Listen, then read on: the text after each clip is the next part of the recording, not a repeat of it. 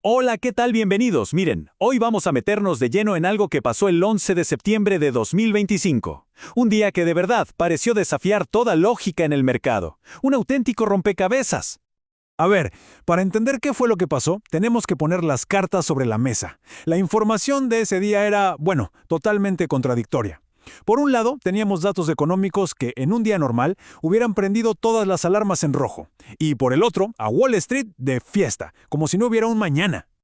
Y acá se ve clarísimo. De un lado del ring, noticias que normalmente son un golpe directo al mercado. La inflación para arriba, señales de que el empleo se debilita, todo mal, ¿no?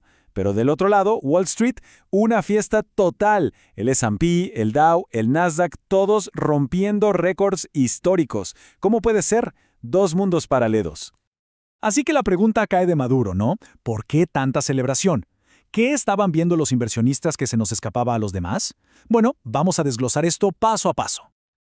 Ok, para resolver este misterio, tenemos que ser como detectives y seguir las pistas tal cual fueron apareciendo. Y la primera pista del día llegó bien temprano, el informe de inflación. Y el informe, digamos que llegó tenso. La cifra principal, el IPC general, subió un 0.4% en el mes. Se esperaba un 0.3%, así que vino más caliente de lo previsto. Y a ver, en el 99% de los casos, esto es una malísima noticia para las acciones. Claro, la primera lectura era obvia. Esto no es bueno. De hecho, es todo lo contrario. Con estos números, uno pensaría que la Reserva Federal se ve obligada a mantener las tasas de interés bien altas.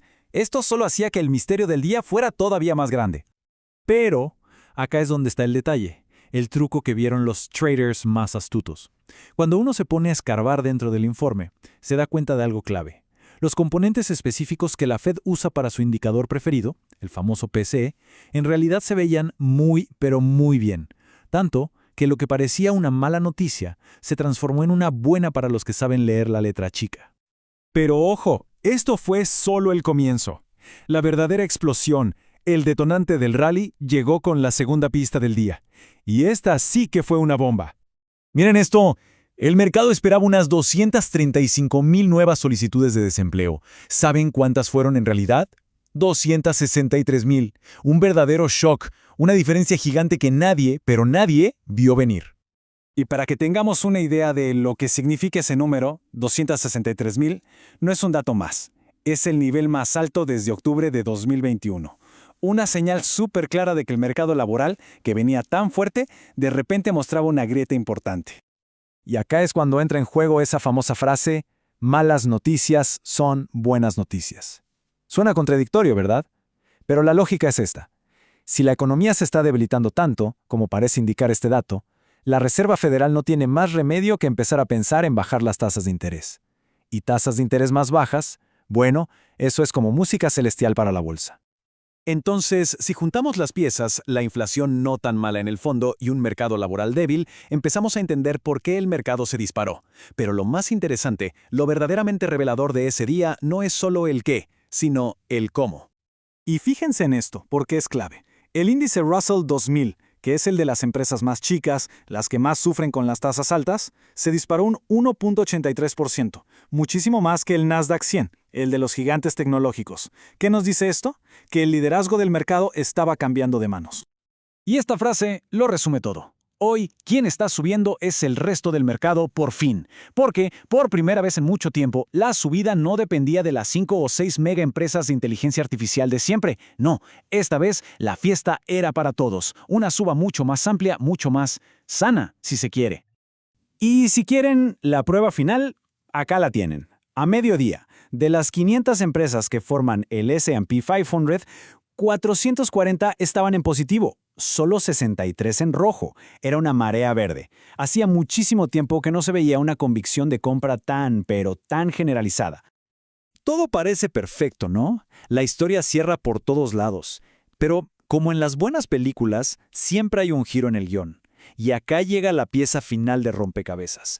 Una que pone todo patas para arriba. Resulta que ese dato tan espectacular, el que desató toda la euforia, ese pico en las solicitudes de desempleo, no fue algo que pasó en todo el país. No, fue abrumadoramente un problema de un solo estado, Texas. Y al parecer, todo se debe a una distorsión estadística. ¿Qué pasó? Hubo unas tormentas en una zona de Texas en julio. Se creó un programa especial de ayuda. Y la fecha límite para anotarse era, adivinen, el 4 de septiembre. ¿Qué pasó? Seguramente hubo una avalancha de gente aplicando a último momento, y eso infló artificialmente el número a nivel nacional.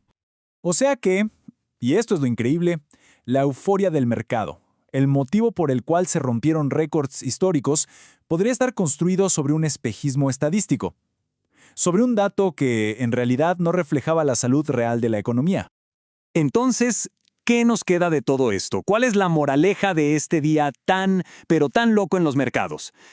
Bueno, yo creo que este día nos enseña varias cosas. Primero, que los mercados no reaccionan a los números, reaccionan a las historias, a las narrativas. Y la de malas noticias son buenas noticias fue tan potente que movió al mercado a máximos. Segundo, que la amplitud de la suba fue una señal muy positiva, eso es innegable. Pero, y acá viene lo importante, toda esa euforia podría haberse construido sobre datos que eran básicamente humo. Y esto nos deja pensando, ¿no? ¿El mercado es realmente esa máquina perfecta que descuenta el futuro? ¿O a veces es solo un montón de gente reaccionando al ruido, a la última noticia, sin ver el panorama completo? Ahí se las dejo.